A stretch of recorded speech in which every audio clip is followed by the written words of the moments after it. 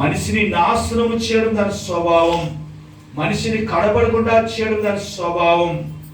అలాంటి వారి మధ్యలో ఒకవేళ నువ్వు ఉన్నావేమో, అలాంటి వారి మధ్యలో నువ్వు జీవిస్తున్నావేమో, కానీ దేవుడు చెప్పాడు జ్ఞానము కలిగి ఉండాలటండి. ఎలా ఉండాలటండి?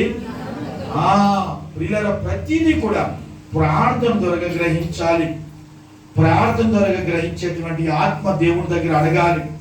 ప్రార్థన ద్వారా పొందుకునేటువంటి ఆత్మ అడగాలి. దానికి ఏమీ అవసరం లేదు. ప్రభువా, నేను పాపిని, నాకు ప్రార్థనాత్మవా, పరిశుద్ధాత్మవా తండ్రి అని అడిగితే దేవుడు తప్పక నీకు అడిగిన వారికి ఊరికనే ధారాళంగా ఇవ్వడానికి ఆయన సిద్ధంగా ఉన్నాడు. కనుక చెప్పగలమా?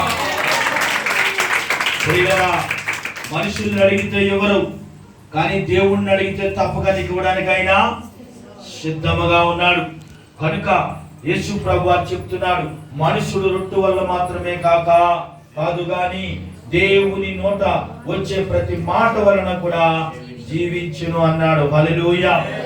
ప్రియులారా, దేవుడు ఒక మాట చెప్పాడు అంటే ఆ మాట వెనకాల పరమార్థం ఉంటుంది. చూడండి, మరి ఆ సిస్టర్ గారింటికి నేను గృహదర్శనానికి వెళ్ళాను.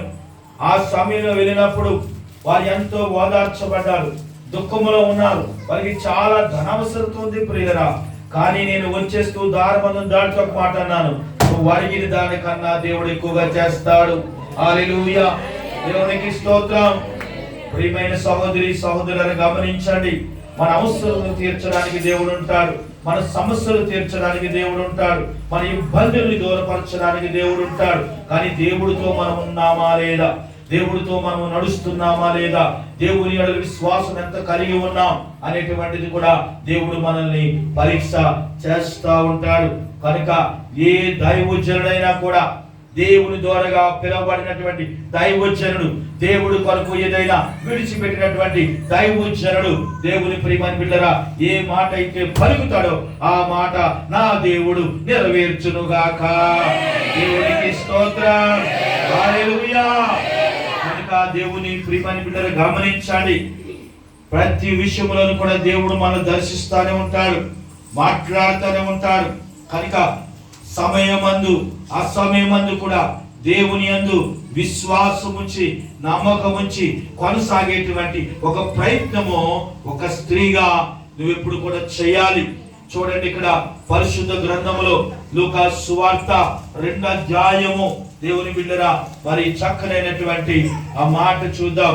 36వ వచనము. మరియు అష్షూరు గోత్రకురాలైన పనూయేలు కుమార్తె అయిన అన్నాను ఒక ప్రవక్తియుడను. ఆమె కన్యత్వం మొదలు 7 ఏళ్లు పెనిమిటితో సంసారము చేసి బహుకాలము గడిచినదే. చూశారు, ఇక్కడ గమనించండి, ఈ పనియేలు అనేటువంటి కుమార్తె దేవుని ప్రియమైన బిడ్డరా, దేవుడు పిలిచాడు, దేవుడు సేవకు పిలిచాడు. పిలిచిన తర్వాత దేవుని యొక్క సంఘములో, దేవుని యొక్క పనిలో ఏమండి చక్కగా వాడబడడానికి, ప్రార్థించడానికి ప్రార్థనాత్మ పొందుకుంది. హల్లెలూయా. ప్రియులారా, స్త్రీకి ప్రార్థనాత్మ కావాలి, స్త్రీకి ప్రార్థనాత్మ కావాలి. లోకములో బ్రతుకుతాను అంటే లోకములో బ్రతికే బ్రతుకు కాదు. లోకం ఎప్పుడు కూడా నిన్ను శాసిస్తానే ఉంటది, కానీ లోకములో జీవితం ఎప్పుడు కూడా ఒక జీవితం అయితే కాదు. దేవుని ఎడల విశ్వాసం ఉంచి నమ్మకం ఉంచి దేవుని బిడ్డ చూడండి, ఆమె కన్యాత్వాన్ని కూడా మొదలు 7 ఏళ్ళు పెనిమిటితో సంసారం చేసింది, భర్తతో 7 ఏళ్ళు సంసారం చేసింది. ప్రియులారా, 7 ఏళ్ళు సంసారం చేసిన తర్వాత ఆమె మరి తన భర్త ఏమైనట్టండి, చనిపోయాడు. ప్రియులారా, ఆమెకి ఎన్ని సంవత్సరాలటండి? కన్యాత్వం పిలుపు మొదలుకొని, దేవుడు మాట్లాడింది మొదలుకొని ఆమె దేవునిలో కొనసాగడానికి ఇష్టపడింది. హల్లెలూయా. మాట్లాడుతూ ఉన్నాడు, దేవుడు పని అంటే హేళన, దేవుడు పాట అంటే నిర్లక్ష్యం, దేవునిలో సాక్షి చెప్పడం అంటే భయం. ఎందుకు వస్తున్నాయి ఇవన్నీ అంటే గమనించండి, నిర్లక్ష్యం మనకి ఎప్పుడు కూడా దేవుని ఎడల ఉండకూడదు. దేవుని ఎడల ఏమి కలిగి ఉండాలంటే భక్తి జీవితం ఉండాలి. దేవుని యొక్క భక్తి జీవితం ఉంటే ఎంతమంది నేను హేళన చేసినా, రంగులో ఏమీ లేదు, రుచిలో ఏమీ లేదు, ఏమీ లేకపోతేనే నా యేసులో గొప్పతనం ఉంది. హల్లెలూయా, దేవునికి స్తోత్రం. ప్రియులరా, అవన్నీ కూడా పక్కన పెట్టి దేవుడు పని చేయాలనే ఒక మంచి ఉద్దేశముతో ఒక చక్కని ప్రార్థన పరురాలుగా ఏమండి 84 సంవత్సరాలు పెదవరాలయుండి దేవాలయము విడవక ఉపవాస ప్రార్థనలు చేసింది. దేవునికి స్తోత్రం. ఒక స్త్రీకి అటువంటి డెడికేషన్ ఉండాలి. ఒక స్త్రీకి మాత్రమే అటువంటి విశ్వాసం ఉండాలి. జ్ఞానవంతురాలు మాత్రమే తన ఇల్లు కట్టుకోగలదని దేవుడు చెప్పాడు. హల్లెలూయా. ప్రియులారా, ఏ మార్పు రావాలన్నా ప్రార్థన చేసుకోవాలి. ఎటువంటి మార్పు మనం చూడాలన్నా ప్రార్థన చేయాలి. ప్రార్థన చేయకుండా ఏదైనా కావాలని ఆశపడుతున్నావంటే అది నీ దురాశ తప్పించి ఇంకేమి కూడా కాదు. కనుక ప్రార్థన చేసినప్పుడు నీకొక మంచి లోపల అనిపిస్తూ ఉంటుంది. మన సహోదరుడు చెప్పాడు, ఎన్నో యాక్సిడెంట్ల నుంచి దేవుడు నన్ను కాపాడాడు, భయంకరమైన మరణంలోనికి వెళ్ళిపోతున్న నన్ను దేవుడు విడిపించాడు. కలిగిన కారణం ఏంటో తెలుసా? ఎందుకు దేవుడు నిన్ను కాపాడాడంటే, దేవుని బిడ్డలా నీ వెనకాతల నీ భార్య చేస్తున్న ప్రార్థన. దేవునికి స్తోత్రం. హల్లెలూయా.